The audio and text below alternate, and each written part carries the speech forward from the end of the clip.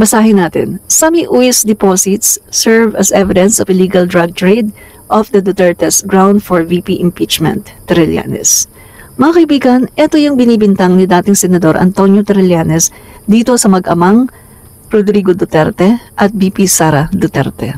Ang sinasabi niya, ito daw, ang mag-amang ito ay tumatanggap buwan-buwan ng pera di umano dito sa isang drug lord na si Sammy Uy. Mga kaibigan, gaano nga ba ito katotoo? Malalaman po natin yan pagdating po ng impeachment trial.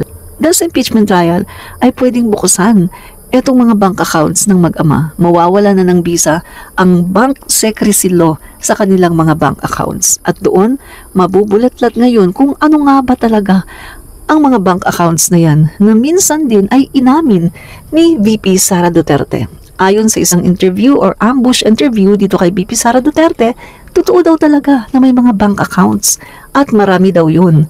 Pero pinabulaanan niya mga kaibigan na hindi daw niya alam kung paano napunta yun doon at hindi rin daw alam ng mga bangko kung paano yun napunta doon.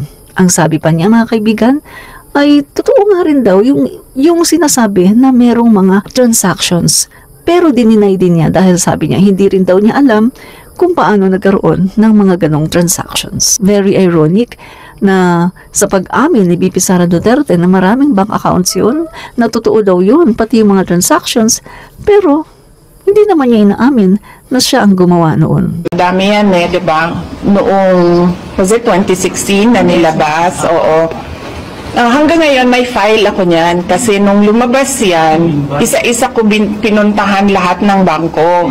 At tinanong ko sila isa-isa sa mga nakapangalan sa akin at yung mga accounts.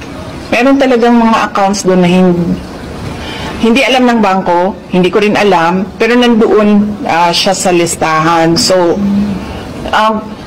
tinatanong ko yung bangko, bakit may ganito? Sabi nila, baka non-existent talaga yan na mga accounts. So, meron akong accounting even nung mga sinasabi nilang transactions, tinanong ko din yan sa bank. So, wag na lang tayo mag-speculate guys. Tingnan na lang natin sa mga susunod na araw pag nagkaroon na ng impeachment trial.